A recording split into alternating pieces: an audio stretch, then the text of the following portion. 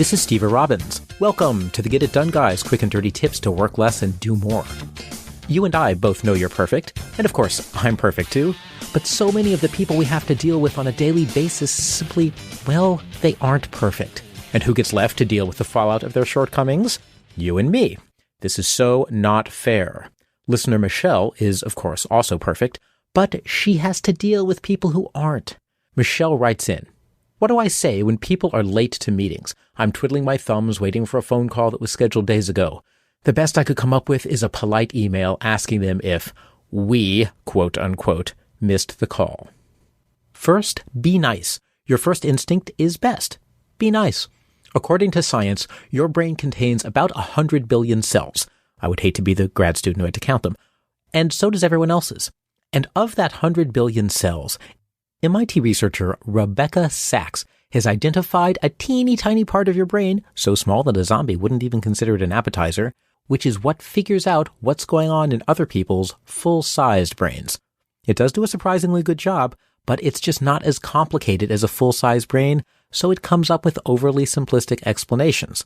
Usually it comes up with explanations like, "That person is a jerk who doesn't care about other people and deserves to be tickled while drinking a soda until it runs out of their nose." An emotionally satisfying explanation? Certainly. But accurate? Not likely. When someone is late, we naturally rush to explanations that quote-unquote prove that they're late because they're a defective person with defective motivations and uncertain parentage. Most likely, however, is that they were just kept in a prior meeting longer than they expected, or they forgot to write the appointment in their calendar, or we forgot to confirm the date and time with them, or they're suffering from full-body alopecia and were distracted by the itching from their new full-body hairpiece. The first time, be nice and polite. Seek to understand what happened and reschedule. You're being gracious, and after all, this could be a one-off thing. Also, it might have been your fault if you forgot to make sure that they understood when and where you were meeting.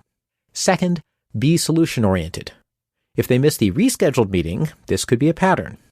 Now they've wasted your time twice. Still be nice, but think of yourself as an investigative reporter. Your job, should you want to reclaim your time, is to get to the bottom of what's going on here. Are they a poor scheduler?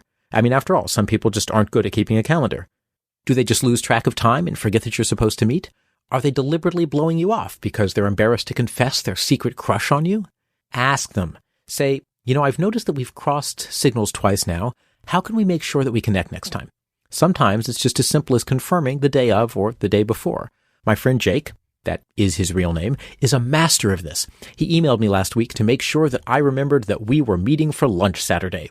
Very impressive and responsible, which made it all the more devastating when he blew me off and didn't show up. But his solution-oriented approach was impressive nevertheless. Third, make medical allowances. Some people have a variant of attention deficit disorder, or ADD. One of the symptoms is that even with backup support systems, it can really be a serious challenge for them to meet people on time. If someone has ADD, then even with the best of intentions, they may be late. Now, it is awkward to ask, are you a self-centered, narcissistic, and considerate flake, or do you just have ADD? You might just decide to assume that that's what's going on, the ADD, that is. And if they're dependably flaky, the super simple solution is to schedule meetings with them for 30 minutes before the time you actually intend to meet, and then let them wait if they're on time. When I've done this, the people who are chronically late rarely seem to notice that I'm late if they show up at what they think is on time, and I show up a few minutes later. They just take it in stride, so we're fine. Now, if they get upset that you're late, be honest and nicely say, "Please accept my humblest apologies. I gave you an earlier time in the hope that this time we would sync up since we missed each other twice before. And honestly, I was expecting you to be late, so my apologies. I won't do that next time." Fourth, fire them. Sometimes people just can't be on time on their own, and they can't help you come up with a solution, and they get upset when you give them an earlier time. In other words, they put you in a no-win situation where they waste your time and they give you no recourse. It is time to drop those people out of your life. If they're a client, tell them that the billing clock starts the moment the meeting was scheduled to begin, even if they're not there yet. If this upsets them, good. They may elect to leave your business relationship and you will be free of them. If they're a vendor, request a discount for the poor responsiveness. If this upsets them, find another vendor. Keeping them in your life will be a never-ending experience of thumb twiddling if you keep doing business with them. So if they can't be reasoned with, it may be time to disconnect. Fifth, send them to voicemail.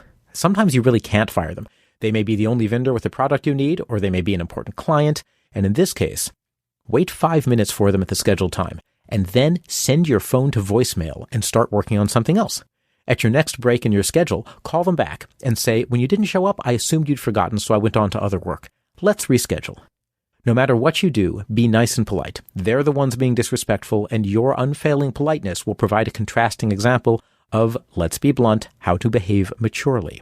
The only thing not to do is to do nothing.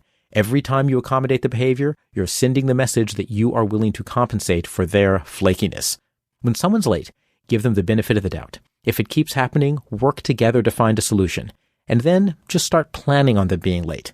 If that doesn't work, fire them, or if you can't fire them, then the moment they're late, move on to other work and reschedule the delayed meeting. Because you are perfect, and you don't want them ruining your perfect life. This is Steve Robbins. Email questions to getitdone@quickanddirtytips.com. I help people develop the interpersonal skills to set healthy boundaries and manage their business and personal relationships. If you want to know more, visit steverobbins.com. That's SteverRobbins.com. Work less, do more, and have a great life.